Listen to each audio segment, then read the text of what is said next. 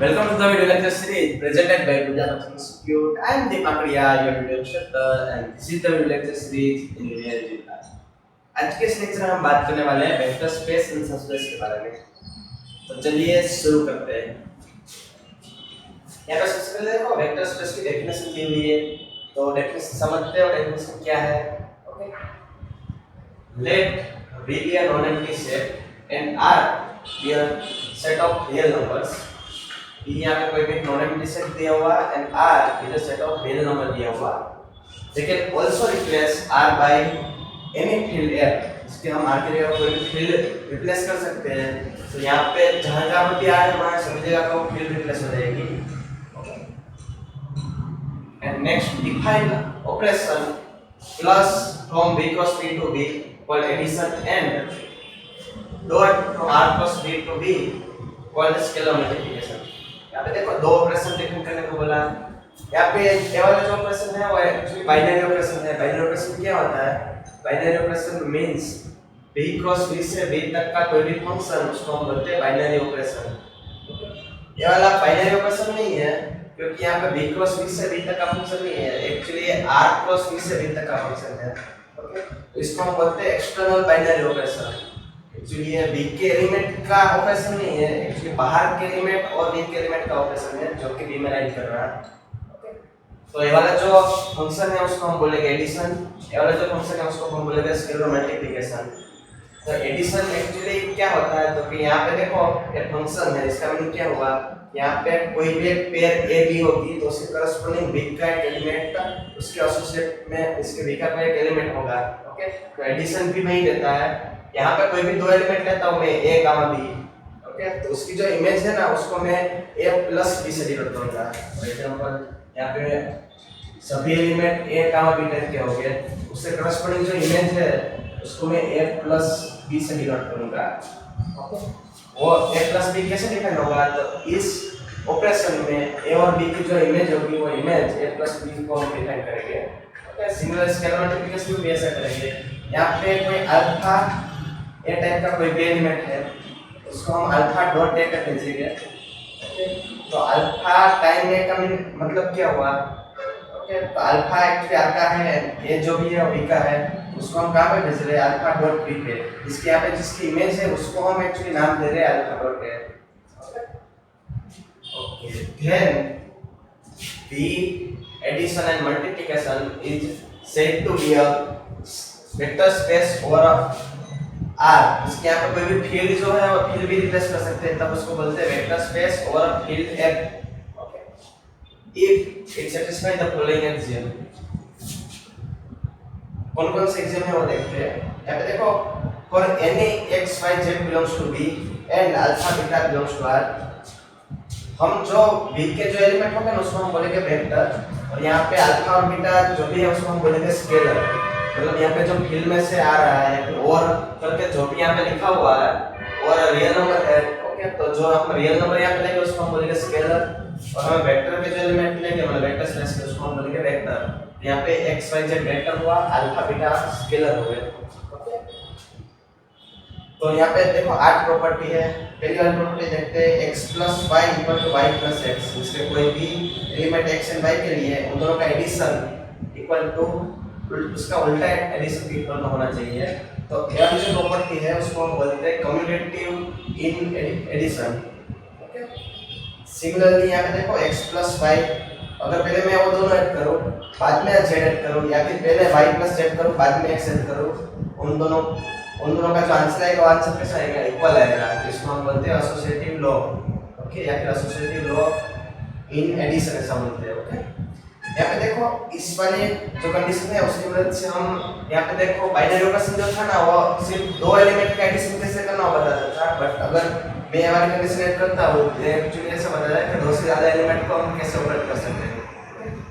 उसके बाद थर्ड देखो there exist 0 belongs to B such that x plus 0 equal to x। इसके ऐसा एक 0 बिलोंग्स टू B ऐसा एग्जिस्ट होगा such that for any x के लिए x plus 0 equal to x होगा और all x belongs to B के लिए। ओके, तो ये वाला जो प्रॉपर्टी है उसको हम बोलेंगे एक्जिस्टेंस ऑफ एडिटिव आइडेंटिटी। उसके बाद देखो for all x belongs to B के लिए कोई एक y बिलोंग्स टू ऐसा मिलना चाहिए such that x plus y equal to 0 हो। इसके कोई भी अगर मैं x plus x लूं तो उसके करस्पॉन्डिंग मेरे को y से मिले such that x plus y corresponding क्या मिले 0 मिले, या फिर y plus x, क्योंकि x plus y equal to क्या होता है y plus x। ओके, तो उसको हम बोलेंगे inverse of given number x। Okay, और जो इनवर्स है ओके, तो y को इस नोटेशन से डिनोट करते हैं y equal to -x, उसकी नोटेशन है। ओके, उसके बाद देखो, उसके बाद यहाँ पे अल्फा इनटू इसका अल्फा रियल का कोई मतलब एलिमेंट है into x plus y equal to क्या होगा alpha x plus alpha y होगा। Similarly alpha plus beta into x equal to alpha x plus beta x होगा। Alpha beta into x equal to alpha time beta x भी होगा, and 1 into x always x होगा for all x belongs to b के लिए। Okay, ये आठ property है जो इस स्पेस सभी प्रॉपर्टी का सेटिस्फाई कर रहा है। तो स्पेस को हम क्या बोलेंगे वेक्टर स्पेस और फील्ड R, और यहाँ पे कोई भी फील्ड दी हो फिर भी हम उसको वेक्टर स्पेस और फील्ड F ऐसा बोलेंगे। ओके, ये होगी वेक्टर स्पेस की डेफिनेशन। यहाँ पे देखो इसमें ये वाला जो है ना वो डिस्ट्रीब्यूटिव लॉ की तरह दिख रहा है, बट ये वाला डिस्ट्रीब्यूटिव लॉ नहीं है। ओके, क्योंकि डिस्ट्रीब्यूटिव लॉ में जितने भी एलिमेंट होते हैं सेम स्पेस से आते हैं। यहाँ पे अल्फा R में से x और y b में से, अगर वो सेम स्पेस से बिलोंग करते हैं तो हम इसको डिस्ट्रीब्यूटिव लॉ बोलते हैं। तो इससे कंफ्यूज मत होइएगा, डिस्ट्रीब्यूटिव लॉ नहीं है। एंड उसके बाद हम एक नोटेशन इस्तेमाल करेंगे। अगर हमें x प्लस माइनस y लिखना है, इसके x में हमें y का इनवर्स जो एडिटिव इनवर्स है वो अगर ऐड करना है तो उसके लिए हम उसकी नोटेशन लिखेंगे x minus y। x minus y से इसको हम डिफाइन करते हैं। अब हम देखते हैं वेक्टर स्पेस की कुछ खास प्रॉपर्टी जो कि कुछ इस तरीके से है। 0 into x equal to 0 for all x belongs to v। यहाँ पे देखो 0 जो दिया हुआ वो एक्चुअली फील्ड R में से या फिर एनी फील्ड में से 0 आ रहा है, और x जो दिया हुआ वो एक्चुअली v का एलिमेंट है। तो उन दोनों का जो प्रोडक्ट है ऑलवेज क्या होता है 0 होता है। ओके, उसके बाद देखो अल्फा इंटू 0 इक्वल टू 0 होगा। यहाँ पे अल्फा हमारा स्केलर है और 0 है हमारा वेक्टर है। तो स्केलर का अगर मैं 0 वेक्टर के साथ मल्टीप्लिकेशन करूंगा तो मेरे आंसर क्या आएगा 0 आंसर आएगा। ये एक्चुअली 0 वेक्टर डिनोट करता है। ओके, तो स्केलर का 0 वेक्टर के साथ मल्टीप्लाई करने से हमें 0 वेक्टर मिलता है। पहले वाली प्रॉपर्टी बोलती है कि 0 एलिमेंट का कोई भी वेक्टर के साथ स्केलर मल्टीप्लाई करने से हमारा आंसर क्या आता है 0 वेक्टर आता है। ओके, उसके बाद देखो third there is a unique additive identity, इसके हमारा जो एडिटिव आइडेंटिटी 0 है वो एक्चुअली क्या होगा यूनिक होगा। Similarly the additive inverse is also unique. तो एडिटिव इनवर्स में से कोई भी element v belongs to v है। ओके, तो उसका जो एडिटिव इनवर्स है वो भी कैसा होगा यूनिक होगा। उसके बाद fifth property -1 into x equal to minus of x होगा।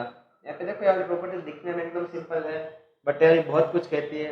इसका देखो मीनिंग क्या है, इसका मीनिंग ये है कि अगर मैं -1 का x के साथ स्केलर मल्टीप्लिकेशन करता हूँ तो मेरे को माइनस ऑफ x मिलता है। यहाँ पे minus of x actually additive inverse of x denote करता है। तो -1 का x के साथ मल्टीप्लाई करने से हमें एडिटिव इनवर्स ऑफ x मिलता है। Similarly if alpha time x equal to 0 है देन आइदर क्या होगा अल्फा इक्वल टू 0 होगा और x इक्वल टू 0 होगा। यहाँ पे अल्फा हमारा स्केलर है, x हमारा वेक्टर है। तो स्केलर इनटू वेक्टर का मल्टीप्लिकेशन अगर 0 है तो आइदर स्केलर 0 होगा और हमारा जो वेक्टर है वो 0 होगा। ओके ओके, तो ऐसी कुछ प्रॉपर्टी। अब हम उसके कुछ एग्जांपल देखेंगे। अब देखो कुछ एग्जांपल देखते हैं। फर्स्ट वाला एग्जांपल देखो, Fn is a vector space over a field F। यहाँ पे देखो फील्ड दी हुई है F एंड Fn मींस के F क्रॉस F अगर n टाइम में करता हो तो उसका नोटेशन है Fn। तो इसके सभी एलिमेंट किस फॉर्म के होंगे तो n टपल फॉर्म के होंगे a1 a2 डॉट an। और देखो हमें क्या दिखाना कि Fn is a vector space और अ फील्ड F। तो Fn अगर वेक्टर स्पेस है तो उस पे उसका वेक्टर एडिशन क्या होगा एंड स्केलर मल्टीप्लिकेशन क्या होगा वो हमें पता होना चाहिए। तो Fn पे हम वेक्टर एडिशन कैसे डिफाइन करेंगे, तो यहाँ पे अगर कोई भी मैं दो एलिमेंट लेता हूँ a1 A2 up to dot an and B1 B2 up to dot Bn, वो दोनों एलिमेंट सपोज के Fn के हैं, तो इन दोनों का सम हम कैसे डिफाइन करेंगे? तो इन दोनों का सम हम कंपोनेंट वाइज डिफाइन करेंगे। कंपोनेंट वाइज मींस इसका पहला जो कंपोनेंट है उसका इसके साथ एडिशन करेंगे तो a1 प्लस b1 हो जाएगा। उसके बाद नेक्स्ट कंपोनेंट a2 का b2 के साथ एडिशन करेंगे तो a2 प्लस b2 हो जाएगा। ऐसे करते करते लास्ट कंपोनेंट क्या आएगा? an plus bn। तो इस तरीके से हम इसका एडिशन डिफाइन करेंगे। जहां पे ए वाला जो एडिशन है वो फिल एफ का एडिशन है, यहाँ पे जो एडिशन है वो फिल एफ में हम दो एलिमेंट का जैसे एडिशन करते हैं वो वाला एडिशन है। Up to dot dot F N N plus B N, उसमें भी फिल वाला जो भी है उस वाला एडिशन है। सिमिलरली इसका स्केलर मल्टीप्लिकेशन कैसे डिफाइन करेंगे? तो कोई भी सी बिलोंग्स टू एफ के लिए सी इंटू कोई भी एफ एन का एलिमेंट, सपोज कि एफ एन का एलिमेंट मैं वाला लेता हूँ, इंटू अगर सी करता हूँ तो मैं कैसे डिफाइन करूंगा? विच इज इक्वल टू हर एक कंपोनेंट में मैं सी से मल्टीप्लाई करूंगा, तो C time a1 C time a2 up to dot dot dot C time an, इस तरीके से मैं इसका स्केलर मल्टीप्लिकेशन डिफाइन करूंगा। तो under this addition and scalar multiplication fn है वो वेक्टर स्पेस बनता है और फील्ड f।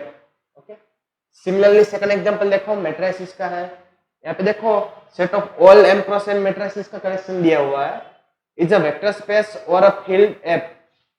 तो इसमें भी वही सेम टू सेम क्वेश्चन है कि यहाँ पे इसको अगर वेक्टर स्पेस दिखाना है तो इसमें कोई भी दो मैट्रिक्स का एडिशन हम कैसे करते हैं एंड उसका स्केलर मल्टीप्लिकेशन कैसे करते हैं वो हमें पता होना चाहिए। तो कोई भी दो मैट्रिक्स होगी m क्रॉस n के, तो हम a plus B component wise ही करेंगे। इसकी फर्स्ट एंट्री का इसकी फर्स्ट एंट्री के साथ एडिशन करेंगे, इसकी सेकंड एंट्री का इसकी सेकंड एंट्री के साथ, ऐसे करते करते इसकी ijth एंट्री का इसकी ijth एंट्री के साथ एडिशन करेंगे। और जो एक्चुअली एडिशन आएगा वो एक्चुअली जो मैट्रिक्स आएगा उस मैट्रिक्स हम बोलेंगे a plus B.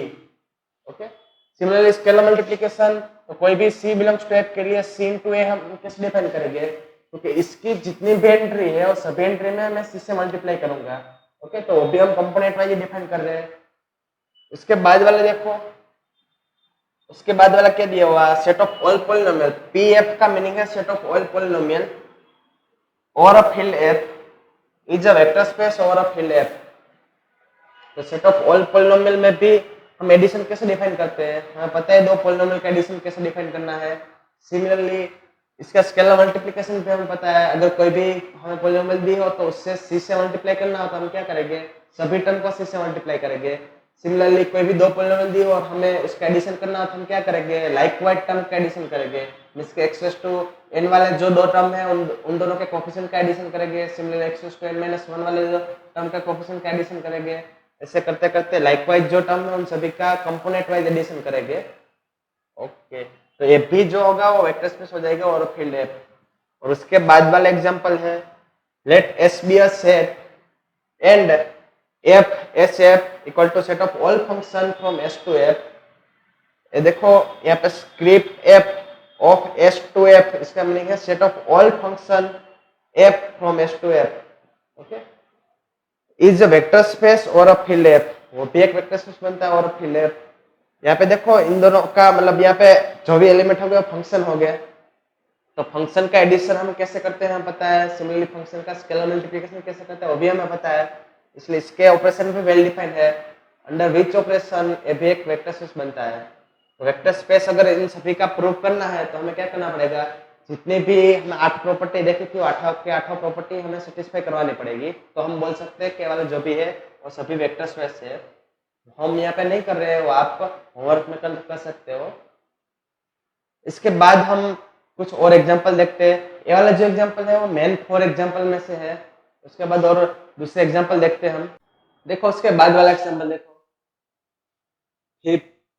if f is a field and k is another field such that f is contained in k, जिससे k बड़ी फील्ड है f से, उस टाइप की कोई फील्ड k है, then k is a vector space और field f।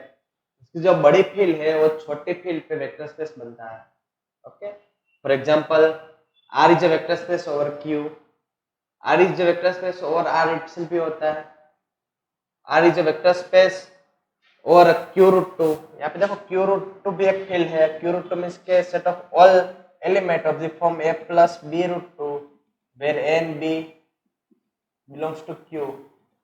ऐसे सभी एलिमेंट का कलेक्शन उसको हम बोलते हैं Q root two. Similarly Q root three वो भी उसी टाइप के एलिमेंट का कलेक्शन होगा। यहाँ पे क्या आएगा A plus B root three type के सारे एलिमेंट के where N B belongs to Q हो।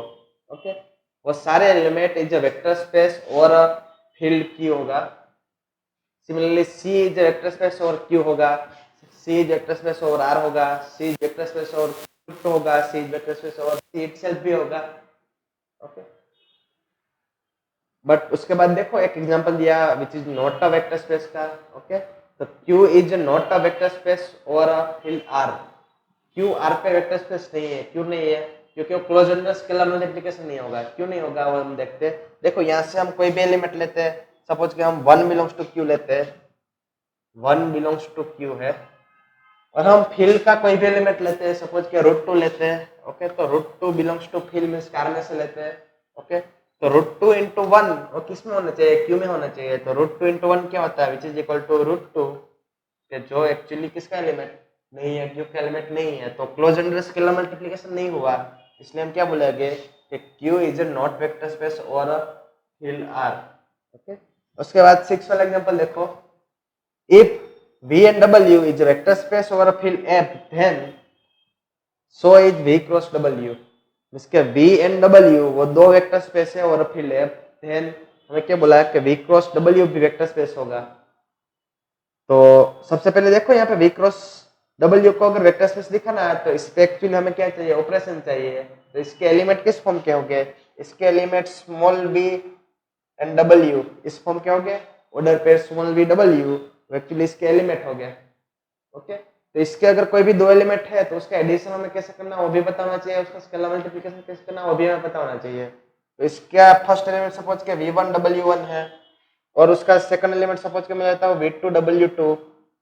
तो इन दोनों का एडिशन क्या कैसे हम डिफाइन करेंगे? तो इन दोनों का एडिशन हम कंपोनेंट वाइज डिफाइन करेंगे। इसका फर्स्ट कंपोनेंट का एडिशन फर्स्ट कंपोनेंट के साथ, इसका v1 प्लस v2, बाद में सेकंड कंपोनेंट का एडिशन सेकंड कंपोनेंट के साथ, फिर इसके w1 प्लस w2।